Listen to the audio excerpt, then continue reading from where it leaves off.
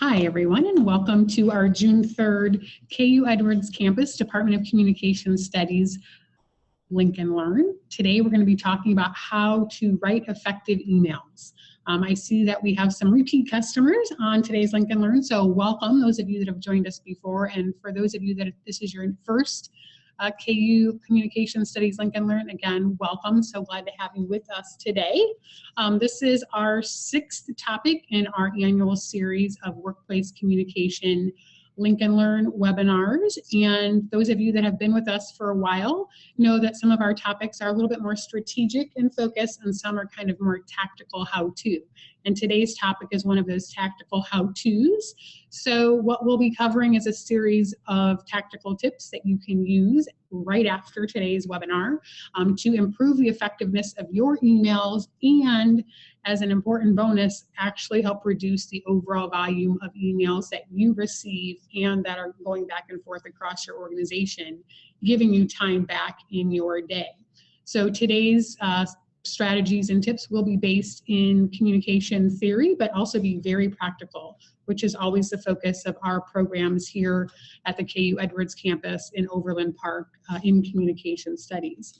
My name is Dr. Angie Pastoric, and I am a faculty member and program manager for our workplace communication programs. We have a graduate certificate in workplace communication, and we also have a master's degree program in communication studies. And I'll tell you more about both of those programs later on in our session. But for now, I want to jump right into the content.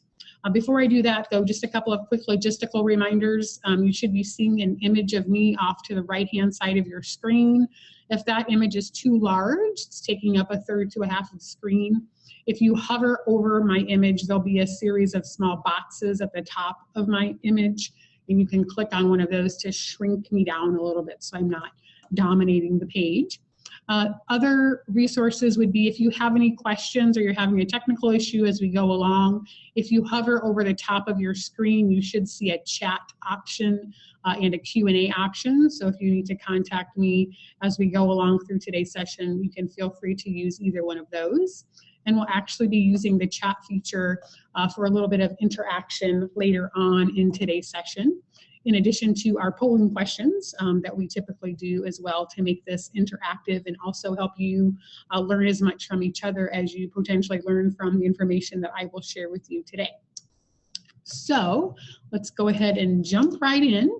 So today, what I want and what I hope for all of you after today's session, which will run about 45 to 50 minutes, and then we'll have some time for any questions you might have, is that you take away 2 to 3 things that you can do immediately after today's Link and Learn to help make your emails more effective and, again, help reduce your overall email volume. And so there are some pretty straightforward, easy things that we can do that we just know typically, but forget in the rush of things, right? And so we'll talk about the importance of an effective subject line and what those look like, making sure that our content is crafted not just in terms of what's most quick and convenient for us, but also takes into account our audience's frame of reference. We've probably all received an email and do so on a daily basis where we open it up and we have absolutely no idea what the person is talking about. It's filled with jargon. It's not clear what they're asking for, what they need from us. And so we either ignore that email and forget it or reply back and forth several times to try and figure out what the heck the requester is needing from us. So we'll talk about how when we send emails, writing the content from our recipient's frame of reference, not just our own needs, can help streamline and reduce that overall communication process. We'll also talk about the importance and helpfulness of formatting your email, so we're not sending giant blocks of text and expecting the recipient to kind of sort through that and pick out the main points. We'll also talk about the tone and the importance of tone and how do we convey a friendly tone as opposed to a harsh tone in terms of both language and formatting. And similarly, the importance of providing background information. So particularly when we're sending emails to groups of people, chances are there's going to be a new person to the team or the company on that email who needs a little bit of background, or other people that just don't quite understand some of the language and jargon that we might have in the message. So important to do a final read through before we click send to make sure, again, that we are writing that email from the recipient's frame of reference. And then to that point, we'll talk about some basic editing tips as well. So to start off, right, let's talk about the psychology of email senders and receivers. So as a sender, when we're the person sending the email, right, we like to think that we have a new and original and important request from the person, right? And so we have good intentions. We want to get things done quickly. We're asking for information that we need. We also think, of course, everyone wants to help us, right? Because we're all on the same team, right? And so we start out with these good intentions. However, we're often also rushed, right? So we're understaffed, we're overworked, and so we may not take the time necessary to think about the request that we're making, the information that's in the request, the tone of the request in terms of how the person receiving it, who is equally stressed and overworked, may interpret the tone of the message as well as the clarity. And so it's really important, again, to think about the message from that audience's frame of reference. As recipients, right, so if we turn the tables and now we're the ones sorting through the emails in our inbox, we get a lot of email, right? And so we'll do a quick quiz here in just a second. Be curious for your thoughts on what percentage of your workday you think you spend simply sorting through all of those emails that you receive every day, right? And so while senders like to think that their request is original and unique, we probably tend to get emails, many of which are very similar, right, in terms of what they're asking or what they need. And so we're typically happy to help as recipients, but we need our senders to get to the point, right? Make it very clear for me at the beginning of the message, even in the subject line, what you need. That's going to increase my ability and willingness to respond to you quickly, as opposed to saying, oh, I have to come back to that when I have more time because it's not clear to me, right? And then sometimes we forget as recipients. So now that we've talked a little bit about the psychology of senders and receivers, let's take our first polling question and launch this here. So what percentage of our workday do we typically spend managing our emails according to a July 2012 McKinsey Global Institute report?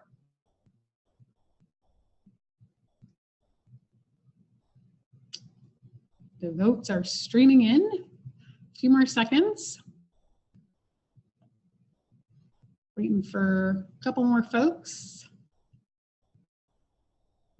Okay. So it looks like in terms of your responses, we're tied at 39% of you selecting 28% of your workday and equal numbers saying 48% of your workday. And that might be true for you, right? But this particular study found that in general, we spend approximately 28% of our workday. That's almost a third of our workday simply sending, reading, and receiving emails.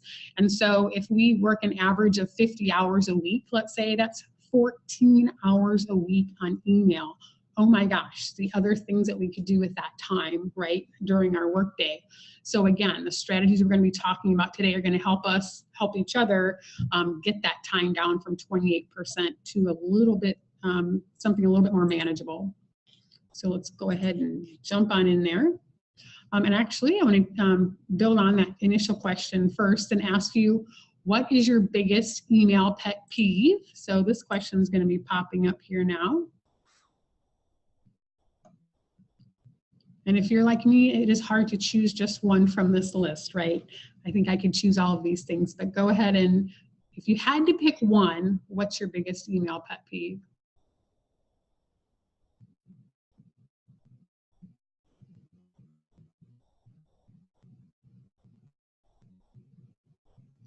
Responses are rolling in quickly on these polling questions. A couple more folks still thinking.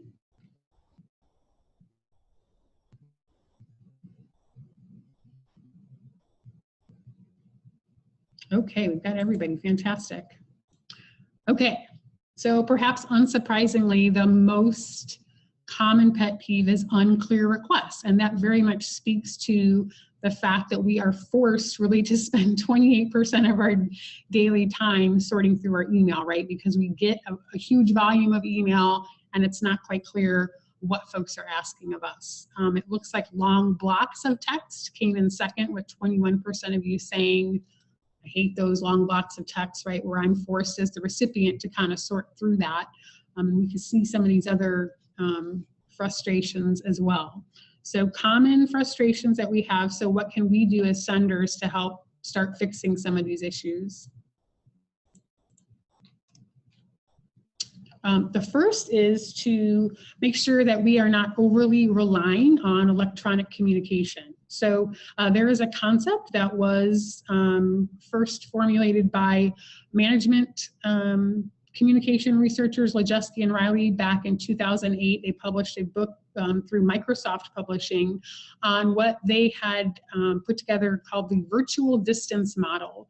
And virtual distance as a concept talks about the fact or the outcomes of relying too heavily on electronic communication, primarily email.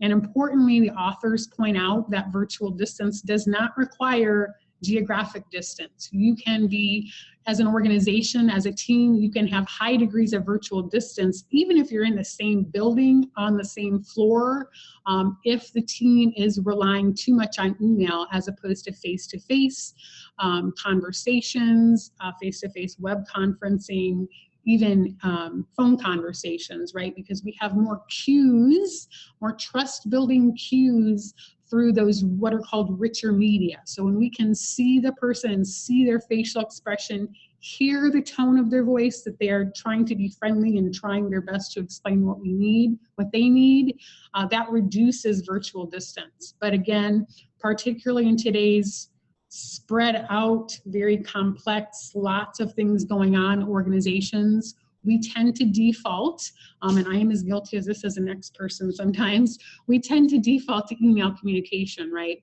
And the other reason we do that is because it gives us a documentation trail. So we have proof that we sent this email, we asked for this information on a certain date, right? So part of this is trust, right? And part of this is recognizing when should I send an email and when should I walk down the hall or pick up the phone and have a conversation with the person.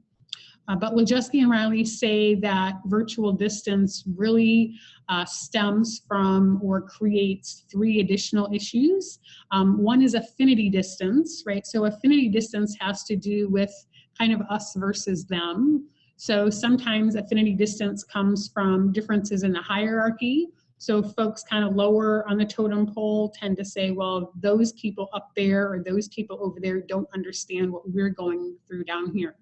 Similarly, those in a leadership level position can blame their team members, those reporting to them, for mistakes and assumptions that may really be rooted in the fact that those lower level folks have not had the information shared with them or shared with them in a way that they understand, right? And so particularly when we're communicating via email, we can see that issues rooted in affinity distance become amplified because you're missing those cues. You can't see the person's face, you can't hear their tone of voice, and so that can really amplify that us versus them type of factor.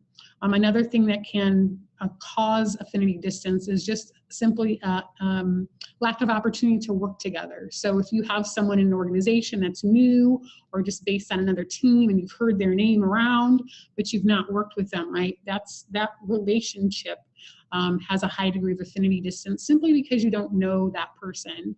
And so again, relying on email communication with that person can amplify that affinity distance as opposed to walking down the hall and talking to them or having a conversation on the phone. Another dimension of virtual distance, right, that becomes amplified when we over-rely on email and other forms of electronic communication is operational distance. And operational distance has to do with the structure of work. And so this has to do with processes and resources. So it's important to remember that people that are sending us emails, right, that sometimes we want to give people a little bit of slack. right, or a little bit of grace, because we recognize that in terms of operational constraints, their team just lost 2 members, or they're new in their management or leadership role, and so they are learning how to operate successfully in that role.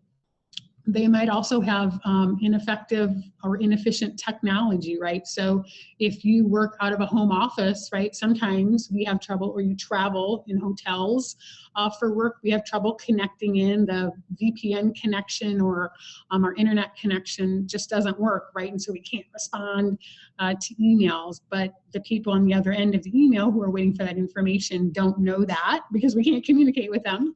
So that can exacerbate that operational distance. And again, when we are relying too much on email communication, that operational distance becomes amplified. And then the final dimension of virtual distance is this physical distance, and this is the literal physical distance between people. So if you work in a multi-site organization, so you have locations all over the US or even globally, right, that becomes a challenge, because then you're crossing time zones. You also have different work schedules. So if you have a morning shift and an evening shift, right? Those people, their paths physically don't cross necessarily during the day, so you have to rely on email communication. But again, you have to rely on it, but it also amplifies this distance. So we can think about ways that we could bring the team together, maybe through a conference call online or something. So we are not relying on a form of communication that only allows us to communicate words on a page and results in the loss of the valuable nonverbal expressions, tone of voice, and just being physically present and getting to really relate on a much more interpersonal level. So again, the virtual distance model is helpful for kind of teasing out some of the issues that can arise or be amplified when we rely too much on email. So we have to use email though, right? Because we are so busy and we're working in different sites in different time zones, etc. So to start, we want to make sure that we are always thinking about the tone and the context of the words that we're typing on the screen. So it's helpful to provide background information, right? Don't assume that people have sat in on all the meetings or have a clear understanding of this project as you do, because that may not be the case. So think about your newer people, your junior level staff who may not have been in those management meetings with you, and you're way up here in terms of your understanding and they're kind of down here. So provide that context when necessary, that background information on why you're requesting a certain information and exactly what you need. Also, you want to think bigger picture in terms of what's going on in the team or across the organization that may make people a little more sensitive than normal to what's contained in the email. So recent organizational events. So if you work for a large corporation, for example, and you've had a recent round of layoffs, people are going to be on edge. So that's the lens through which they're reading their email, right? They are thinking, oh my gosh, my team just got cut in half. I'm worried about my own job. I'm getting a new boss. I don't know who that is. And so everything gets read into even more. An example that I can provide here is that prior to joining the faculty at KU last summer, I worked in the corporate world for about 15 years. And I worked for a large, I would say a mid-size global healthcare company that was acquired by a large mammoth, really global healthcare organization. And so once we were acquired during this change process, we lost our job titles. Our job titles were taken away from us as they figured out who was going to get slotted in all the different positions. So you started to notice that in people's signature line at the bottom of their emails, or where they would typically have their name and their job title and their phone number, the job title started going away. So people said, I don't know what my job title is, so it disappeared. So here we are, this kind of new big organization working with all these different people, and we had no frame of reference or point of context for who we were communicating with, and were they going to be our boss, or were we going to be their boss? And so it was very disconcerting because, again, the recent organizational events had impacted our sense of identity and the identity that we could communicate to others. So it made everyone kind of be reading in between the lines a lot more than we normally would. So that speaks to the impact of recent organizational events on what we're communicating and what our recipients may be reading into those messages. Also, the current state of our relationship with the person we're emailing. So if we've had maybe a little tiff about a project budget or a timeline or just a simple disagreement in a team meeting, right? We want to be extra ginger in terms of how we are approaching the communication with that person. Again, remembering that with email, it becomes even riskier because they don't see our facial expression or hear our tone of voice. As I've mentioned a little bit already, you also want to think about the level of detail that the recipient might need based on the topic of the email and their job role. So if you are in a manager or director level position, for instance, and you're asking your team to do something for you, they've not sat in on those meetings that you have, right? And you might not be able to share all the details with them, but you can help them understand the context for your request and take that opportunity to kind of coach and develop them, and also increase their willingness and responsiveness in terms of the speed of which they send you that information if they understand the context and why it's important, as opposed to just saying, please send me this information by end of day, right? So those things matter. Similarly, if you are communicating up the chain of command, it's helpful to provide a little bit of context for your boss to explain why you are requesting a certain amount of or certain type of information. So they recognize that this is an opportunity to clarify for you or educate you on kind of the bigger picture situation here.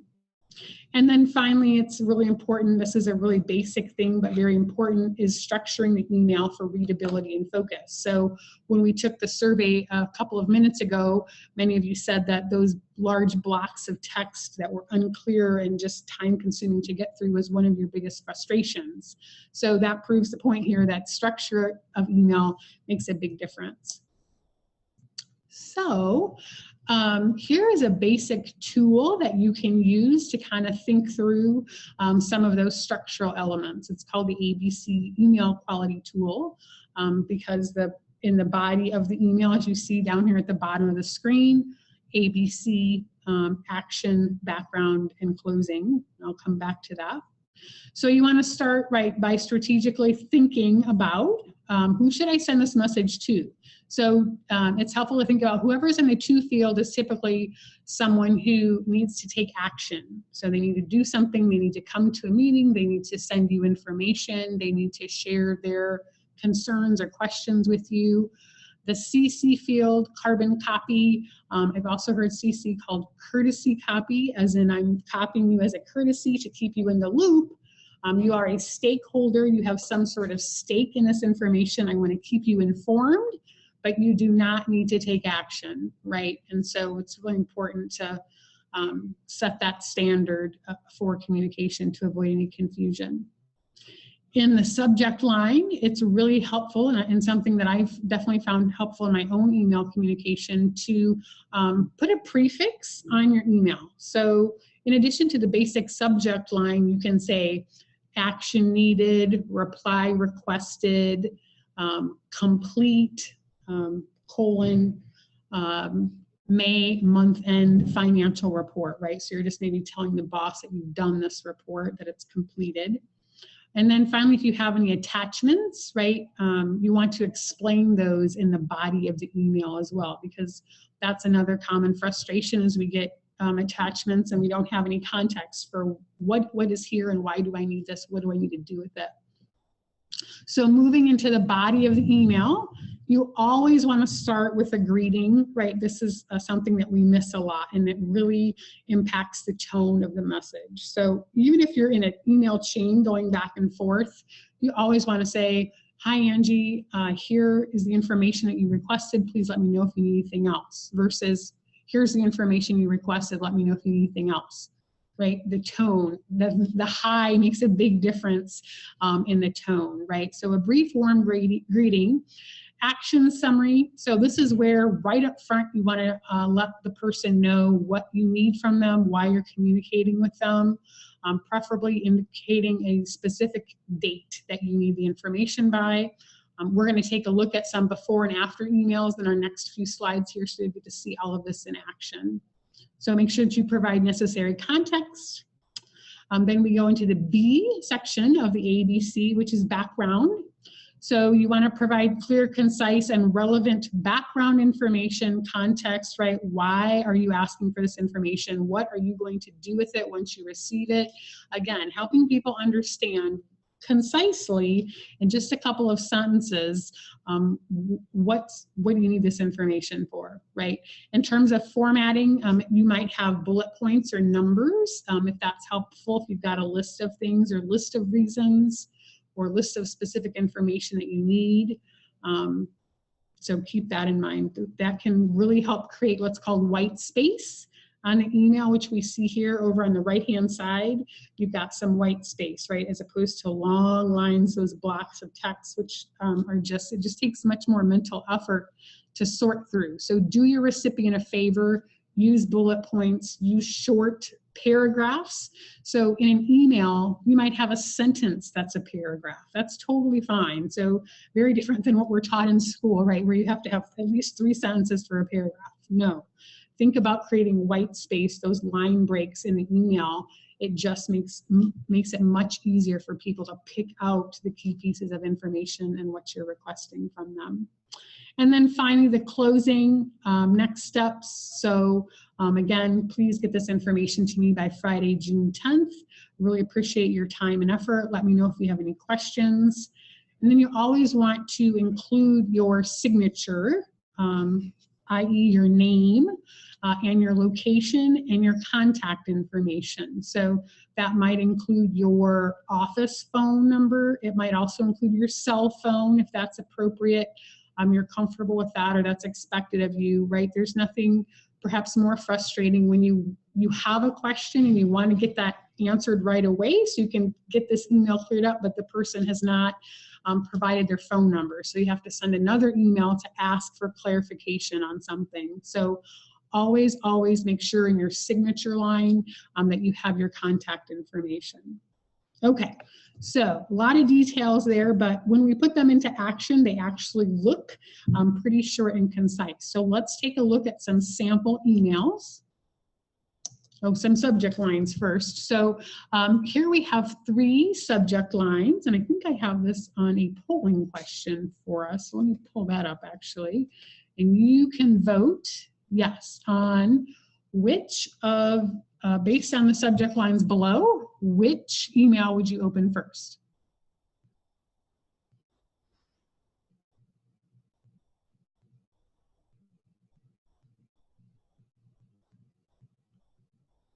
Votes are rolling in, just waiting for a few more people.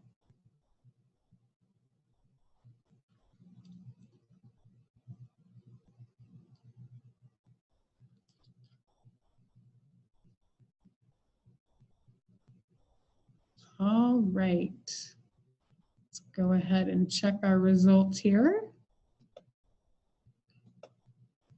Perhaps unsurprisingly, 94% of you said that you would choose action requested by Friday 6/10, right? That deadline is going to stand out amongst all those other vague, unclear subject lines as something you need to respond to fairly quickly, right? So we can see the power of including those kind of prefixes on our subject lines.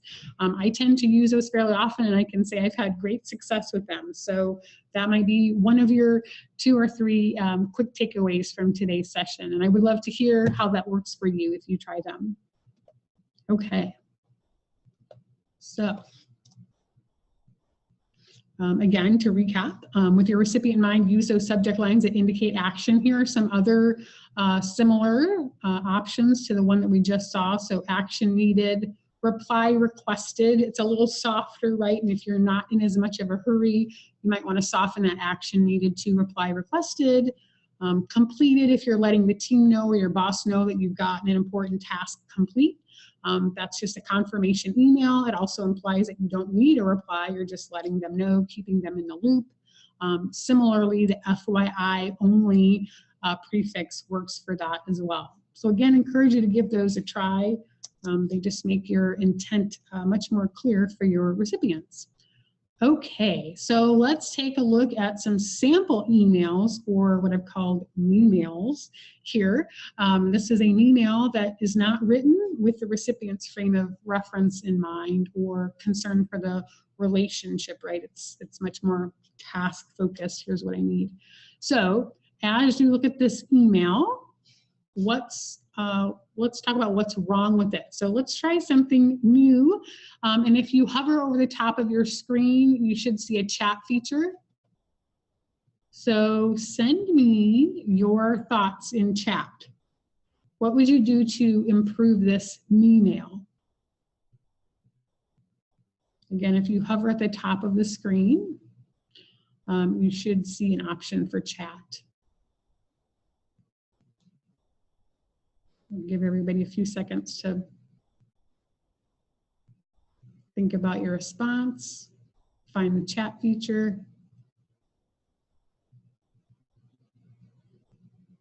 Okay, so looks like Justine is our first respondent. Thank you, Justine. She says, add more details on the sales figures needed and add a date to the deadline. Add a thank you, right? Right now it's very kind of harsh ending. Kim says to add action with deadline information. Michelle added a friendly greeting. So good morning, Jen. Can you please send me the final sales numbers for the first quarter 2016? Thanks. Kim Kennard says add a salutation. Spencer asked for figures instead of demanding. So great, excellent. Yeah, you guys got this. So let's take a sample, look at a sample that gets at some of the very comments that you suggested. So here's a redo of the email from Fran. So friendly greeting, right? A little bit of detail and context about why Fran as a sender is requesting this information. The deadline of Friday, June 10th. We've also used bold to highlight the deadline, right, in the request to help it stand out. And then a thank you, right, as well as Fran's contact information. And sometimes when I'm going through this information, people say, I don't know about using bold. It seems kind of harsh, right? And certainly if you had a harshly toned email and you're using bold, that could be definitely interpreted as demanding. But with this email, we've shifted the tone so much that the bolding really indicates a helpful focus on what we need as opposed to sounding demanding. So again, when it fits with the overall tone, the bold can be helpful and make sense. Here's another example. This one's a little bit longer. It definitely reflects what we said was one of our biggest frustrations, which is that long block of text that we're forced to sort through. So read through this and then again, send me your chat ideas for how we might improve this one. Give you a minute or so here.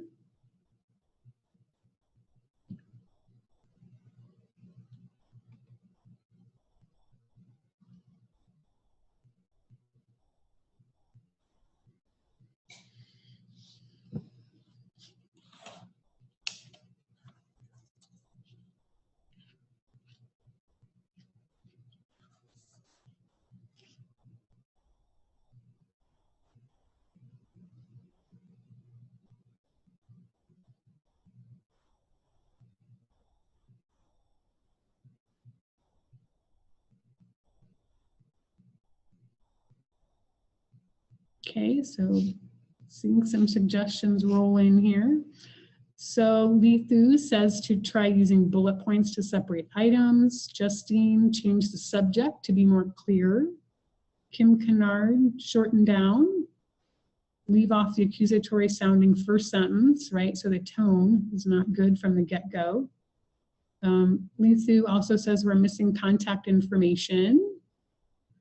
Justine, add an intro sentence to clarify the item under discussion. Nikki, use a more specific subject line. Great. So absolutely. So let's take a look at a remodeled email here. So here are some of the issues that you just pointed out. And here is actually the remodeled email. So I'll let you read through this and then highlight some of the changes, see what you think.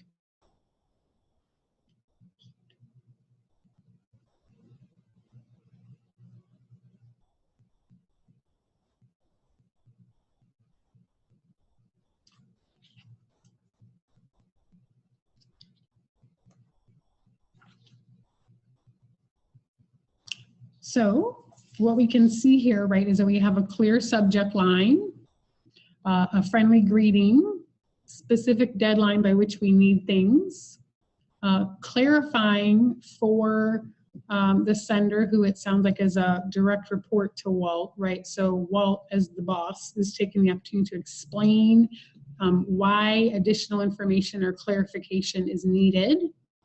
Following that up with a compliment for the work that Jim has done here. So given your insight, I'd like you to take the lead in presenting to the leadership team.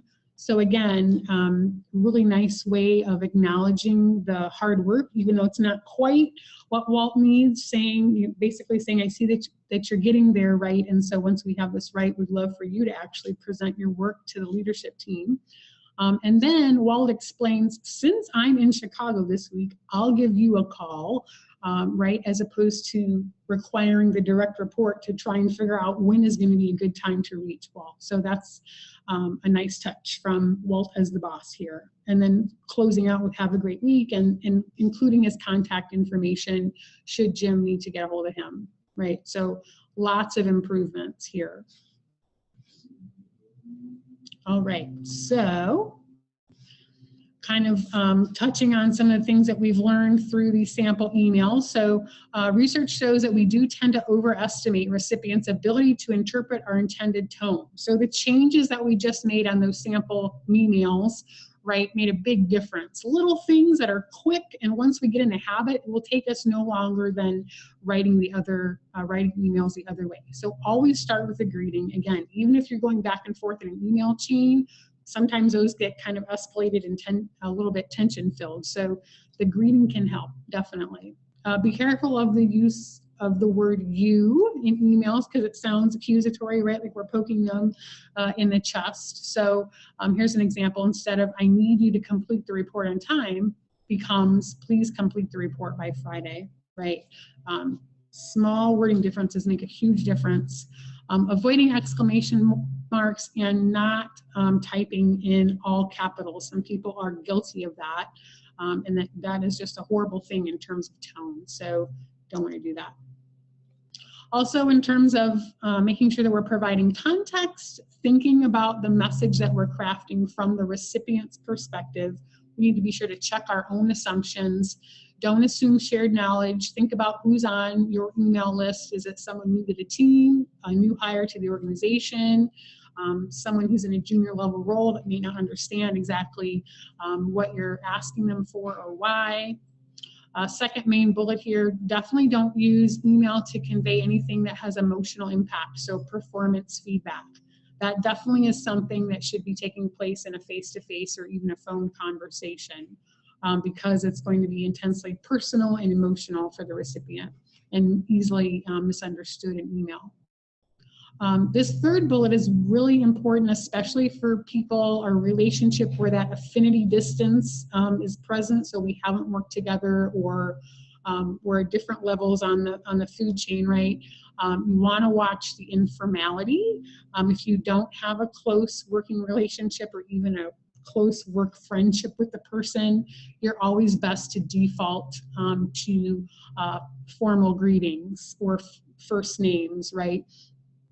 I remember when I worked for the global healthcare company, one of our administrative assistant for our team sent an email to the director of our German operations, who is German. And in the German culture, you have a very tight respect for the hierarchy, right? And you certainly do not assume informality at all, even if you work closely with the person. And so our administrative assistant had started the email to that director and our US-based director with, hi ladies, just writing to update you with the latest information on this project. And our German director wrote back and she was very offended that our administrative assistant had used that very informal language with her. And so that's another important point to think about is cultural differences and individual preferences, and sometimes those things intersect. So we start to learn over time, right, what people are comfortable with versus find irritating in terms of language and greetings. And so while we can talk about general recommendations for email, we also want to be sensitive to those individual relationships and related expectations. The other thing that can be an issue in terms of informality, and our younger coworkers tend to get dinged for this a lot, is assuming that how we text is okay to email, right? And so this raises the point that there are expectations for different communication methods. And so email is inherently more formal, particularly in a workplace setting, than texting, which tends to be more informal, more based on interpersonal friendships and relationships. That gets confusing though, because I know, and I'm sure it's true for many of you, we end up texting with some of our colleagues, right? And so that's one thing. So we might use more informal text speak with our colleagues when we're texting, but then when we are emailing, we need to switch back to that more formal method of communication and adapt our message to the method that we're using. Again, very different expectations for messages coming through email versus messages coming through text. And so if we violate those expectations, that can definitely rub people the wrong way. So just some things to keep in mind. Another tip that we haven't talked about yet, but really makes a difference, particularly when we're trying to reduce the overall length of our messages, is to do a final review before we click send and say, how could I say this message or convey this message in 30% fewer words? So I'm not taking out a request or taking out key information. I'm just expressing myself in a less wordy way, right? And so that can help you. That one takes a little bit of time and practice, but it's one of the most effective ways for starting to reduce the overall length of your message and thereby increasing your recipient's ability to respond to you in a more timely fashion, because they don't have to sort through all those extra words, right? So you can just see some sample phrasing changes on here that can make a big difference over time. So I would encourage you to take up the challenge to try this. It can also become an obsession, I will warn you. Sometimes I spend way too much time trying to figure out how can I say this in fewer and fewer words. So it kind of becomes a fun challenge if you get into it.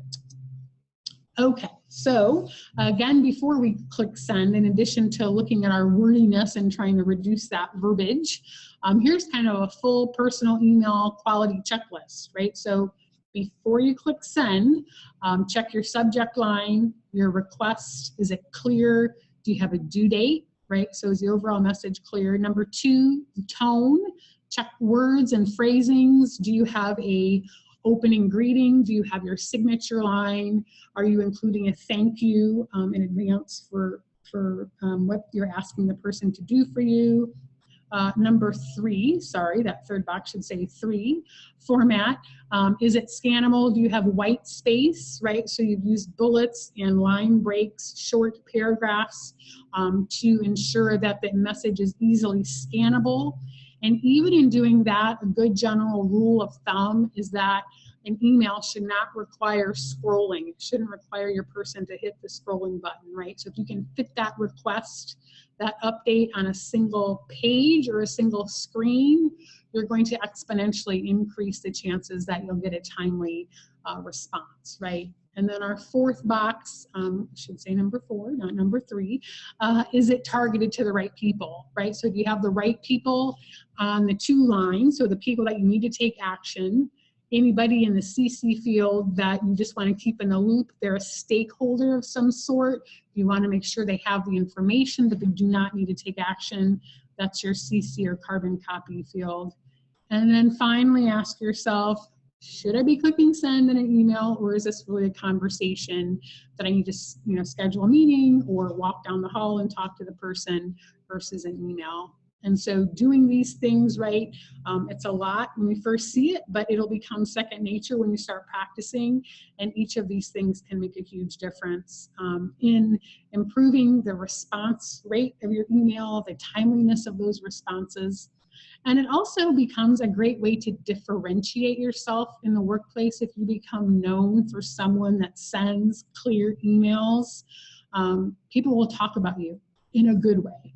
And so you might actually find yourself being sought out after time because people say, hey, I've noticed you send really clear emails. Would you mind taking a look at this one for me before I send this out to my 20-person team or to my executive director, right? I actually had people doing that with me, coming to me and asking me for these things because this is something that I've always kind of enjoyed doing, and it's a skill that I've acquired over time, lots of time and practice. And so I did notice that it became something that I became known for over time when I was working in the corporate world. So the same can be true of you, and it might already be true for some of you, which is fantastic. So just keep those things in mind.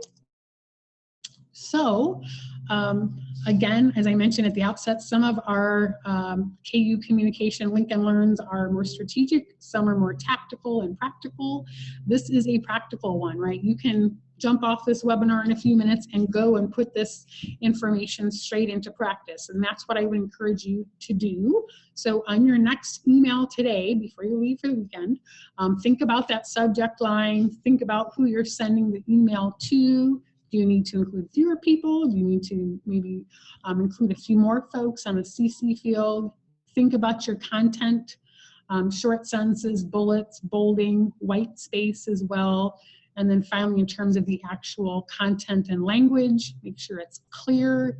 You're crafting that from your recipient's perspective and you're conveying a friendly tone, right? So putting it all together in short. And so that's our conversation for today. Oops, let me go back here. I also wanted to kind of preview our upcoming Lincoln Learns. So we have this session one more time this month in a couple weeks. So if you have any colleagues that missed it that you think would want to see this, feel free to invite them to that. Looking forward though, we have July, crafting a personal networking strategy, whether you're looking to just boost your network inside your current organization, kind of cross-functionally get to know and connect with people on other teams, or you're maybe looking to transition in your career and you want to look at how can I build my network externally, which is always a good thing to do, even if you're not planning to change jobs in the near future. So my colleague, Dr. Angela Gist, who's also a faculty member in our Communication Studies department here at KU Edwards and the Lawrence campus as well, will be leading that session. In August, Dr. Gist will also be leading a session focused on communicating for inclusion. So here we're getting at the topic of diversity in organizations. So in addition to racial and ethnic diversity, we'll also talk about gender diversity, age diversity, workplace specific diversity, so differences in tenure and how that can impact communicating for inclusion. And then in September, we'll be doing just in time for annual reviews. I think those typically tend to happen in the September-October timeframe at the end of the fiscal year. In the business world, we'll be talking about how to give and receive effective performance review feedback, both during the performance review process and throughout the year, right? So ideally, we are not waiting to provide feedback to our team members, our direct reports until that time. So that'll be our September topic. And you have the link at the top of the screen here if you want to register for those sessions. And I will have a couple more quick quiz questions for you before we close out, but then also wanted to just again highlight the program that this information and all of our Lincoln Learn content connects back to, and that is our graduate certificate in workplace communication. We also have a 2-year master's degree program. And if you want, you can take the 4-course graduate certificate and have a standalone credential related to workplace communication. That's definitely something that gets people's attention on your resume, because we hear over and over again that communication skills are something that's helps differentiate people in the workforce, and it's what employers are looking for. And if you want, then you can continue on for the full 2-year master's degree program and the courses in the certificate feed into the master's degree. So you're already kind of on the stepping stone to earning your master's in communication studies. So it's a great degree program if you are just looking to help improve your team's performance.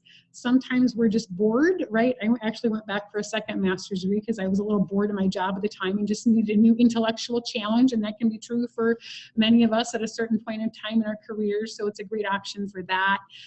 Or if you're looking to advance your career and want to develop an advanced set of communication skills that will definitely help differentiate you during the job search process. Our program is fantastic for that as well. So our advisor, Michelle Welch, can help you. Oops, let me bring that back up. If you have any questions about our programs and want to attend an upcoming either in-person or online info session, we actually have an in-person info session coming up next Wednesday. So Michelle can get you information on that. Here's our keep in contact information. I also, at this point, want to bring up our final quiz questions. Also encourage you to like us on Facebook. We tend to post a lot of content related to workplace communication and the news. And so it's great to just kind of stay connected to the types of issues that we've talked about today. Okay, let me go ahead and pull up our final couple of polling questions. And these just get at your thoughts on the session today. So how helpful was today's session in providing you with actionable ideas for writing more effective emails?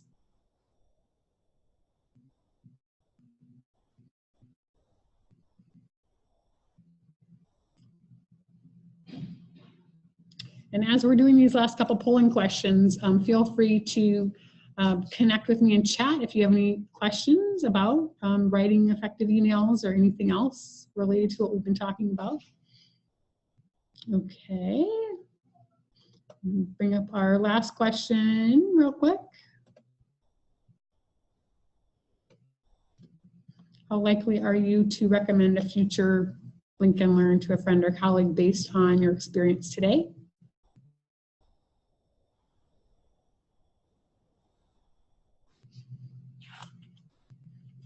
And also, again, encourage you to register for our upcoming sessions.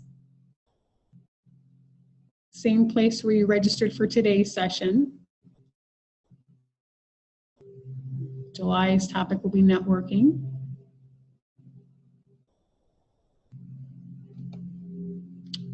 And great, I think we have everybody. So again, thank you for your time today. I'll go ahead and leave this final slide up for a while, a minute or so.